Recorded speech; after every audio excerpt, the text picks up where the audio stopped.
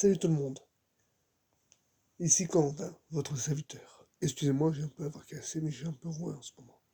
Bref, nous serons bien d'accord pour dire que Lord Voldemort est l'un des sorciers les plus puissants de tous les temps. On sait qu'il a été à Poudlard, qu'il a tué ses grands-parents moldus après avoir tué son père, qu'il s'est lancé dans la création de Horcrux, le rendant presque immortel. Dans ce combat, il pouvait compter sur le soutien de nombre de sorciers et surtout de 7 sbires personnels les plus fidèles de ses serviteurs, les mange-morts.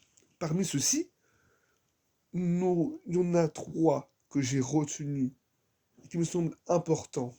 Déjà, Barty Croupton Junior. Oui, bon, d'accord. C'est vrai que niveau fidélité, il a fait parce que Voldemort lui faisait la trouille. Lui foutait la trouille. Clairement. Mais, n'empêche, il faut lui reconnaître un truc. Il a su mener à bien la mission que Voldemort lui avait confiée. Il a su également mettre. Il a su. Il a quand même coupé sa propre main pour que le Seigneur des Ténèbres revienne à la vie. Ce n'est pas rien. Ensuite, nous avons Lucius, un vrai incompétent, mais assez fidèle, en somme. Mais en plus, lui, il bosse au ministère, ce qui est une chose assez bien dans un sens.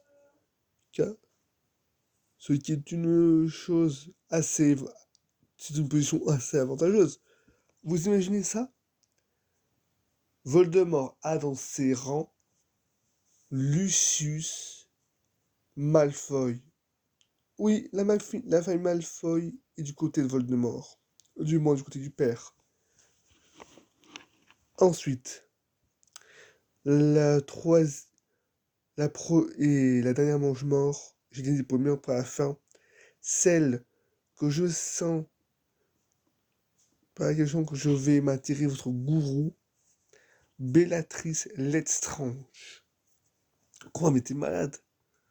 Oui, je sais votre réaction. Mais je peux vous dire que Bellatrix Lestrange est sans doute la plus... est sans doute la meilleure mange-mort de toute la saga. Et des Genesis, je t'ai piqué un petit peu le principe. J'espère que tu m'en voudras pas.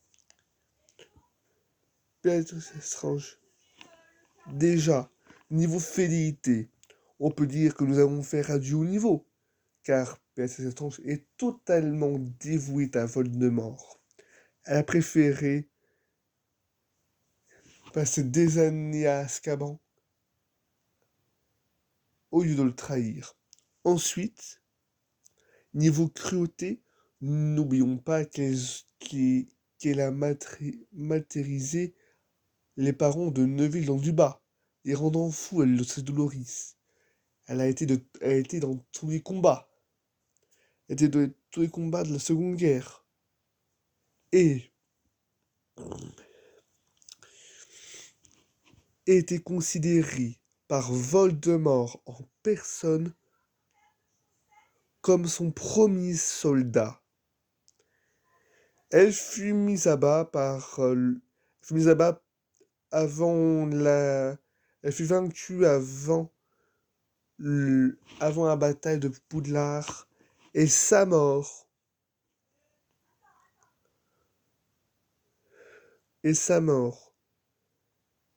a rendu Voldemort fou qui pour une fois s'est soucié de quelqu'un d'autre. C'est dire que Béatrice Lestrange, qui allait aussi assassiner Toby, tuer Rogue et bien d'autres, occupait une place importante pour lui et dans le rang des mange-morts. Voldemort fut le dernier à tomber lors de cette bataille. Je n'ai à plus.